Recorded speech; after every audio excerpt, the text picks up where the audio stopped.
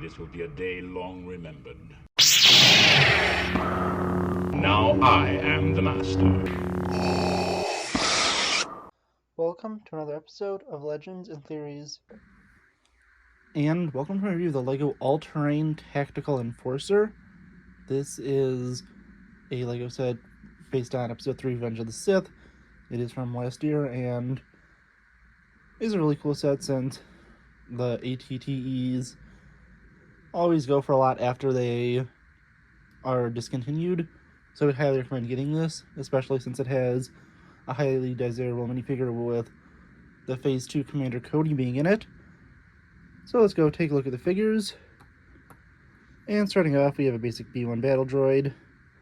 These figures have been the same build besides this single arm and this blaster since the theme was introduced.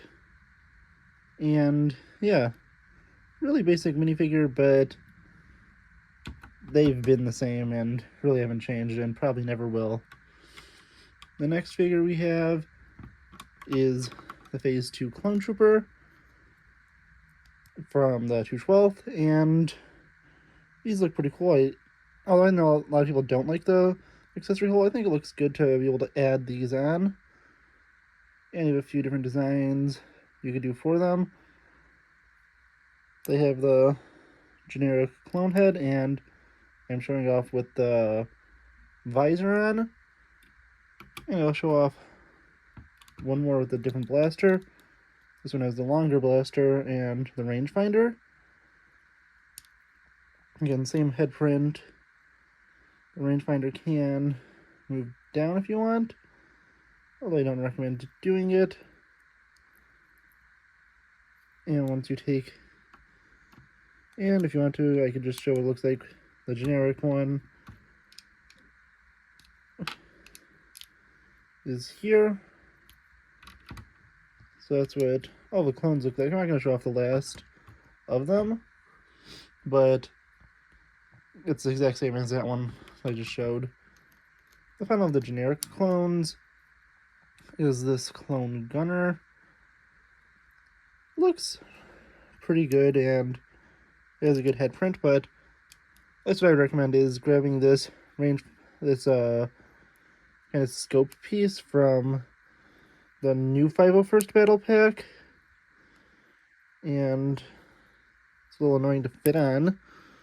I'm going to do this behind the camera where I get a little better view. But if you take it and place it on, so this is really annoying to do, you get a lot better character, I think, getting the clone with this rangefinder so they can use it to target droids, and I think it just makes the clone look a lot better. And looking at the final figure, we have Phase 2 Commander Cody. This figure really is amazing. Looks really nice with the detail. The helmet looks incredible. That's what it looks like without the rangefinder on. Backside looks pretty good, and if you pop it off, you get this really cool exclusive head print for Cody. And I actually do have two of him. I ordered one a little bit ago just so I could have one. And I also had this little build if you want to give him his little antenna that pops up. You can probably find a piece to cover the back, but pretty simple, and this gives him the look that he does have in the movies with the little antenna popping out of the back. Really simple build, but something that can be easily made. Sorry for the jump cut, I got once again interrupted. I'm going to be repeating myself soon about how I was interrupted, but I'll do it again. And the next build is, well, the first build is the Dwarf Spider Droid. Really simple build, but it's nice to have one of these. And I actually got a set that had the Dwarf Spider Droid in it, and it's a nice little inclusion. Looks cool with the detail, and is one that I like to have. It helps build a little separatist army, and it's cool to have one of these. I'll place that to the side and go to look at the main build of this, the ATTE. And this set looks really amazing. The one thing you may be wondering is what's up with these gears, and they do not actually are used to move the legs. I think that's a question I kind of had, if they were sort of used to move the legs, but they just are there for kind of decoration and to help hold the gear support in just a little better. So I'm not sure if you're wondering about that, but if you don't have it, now these gears, as you can see, they can easily pop out and really changes nothing. It's just there for decoration, as I said.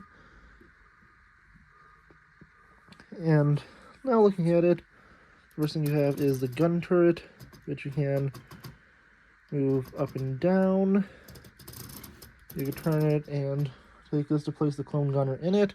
I'm not going to place him in here for now because this is liftable, and I'll show the inside of it. And it easily knocks him off since there's no stud in here to place him on. But now, moving around to it, we'll take a look at the backside. There is a handle, which I'll use to move it around.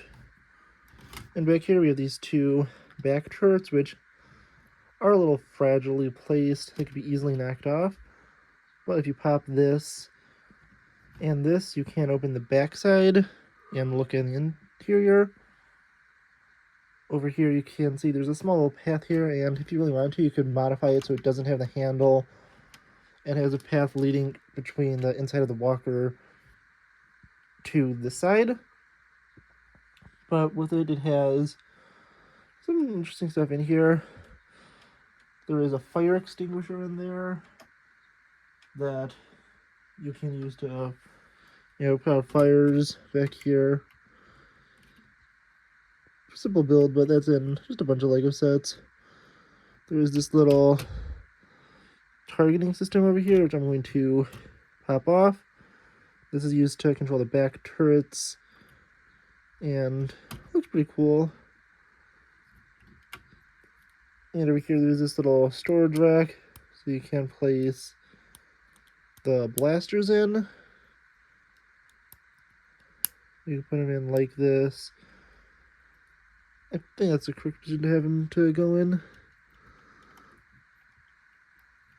And it is not.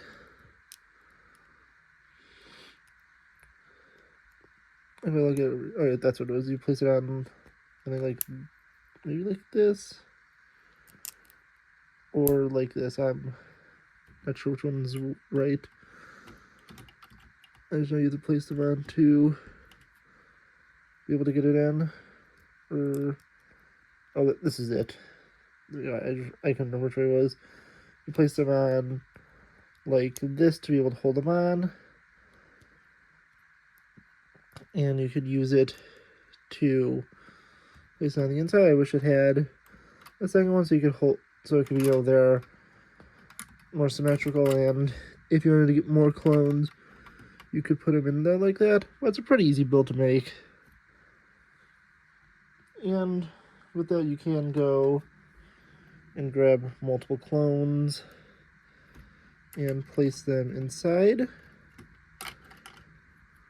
You only want to be careful around this because it's pretty easy to pop out since it's just on these two studs over here and is meant to be removed so you can help easily arm your figures. You can take the clones and place them inside. Have one at the gunner station and put other ones in there. I do have a few other clones I place in there. I have here the 12th Airborne Troopers and Obi-Wan Kenobi to go with it. But I'll just show off the figures for this set for now. So you can take them and place them all inside of the walker. And once they're in there, you just fold this up and fold that down. So you could have it be enclosed. Actually, I do need one of these clones to show something else off. It's secured pretty well. Sometimes the latch breaks off differently and you have to repair it back here. But still, it's pretty secure of a build. Over here, if you pop this off, you can't see the interior here. It is hard to see, but the only important part is this little area here, which you can use to store more clone troopers. And if you place the clone on, it's secure and you can slide it in sideways and have it be rest and secure in there, so you can have a clone on the inside. You have a lot more room for storing troops. Finally, move into the front view of it. You can easily take this and slide it off. This is the control area. And another clone could fit in there. So I'll take this one with the viewer with the visor on. You can place them in and just slide them back into pilot the walker. And lowering it down, I'll finally take our last clone, the gunner, and place him inside. Final thing is there's these little stud shooters here. You know how they work. I'm not going to be launching them out so I don't lose the pieces. But yeah, this is a impressive build.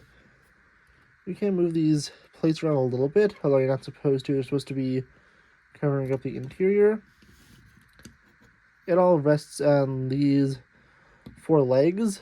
These 2 can easily be removed and don't really support any weight. They're just there for show, and as you see, there's no difference in it stability if it did or did not have these legs. These 2 are just for show and are there because they're there on the walker. No real support is put on them and they are very loosely attached, unlike these, which you can see are a lot more secure, and you really can't have them pushed in.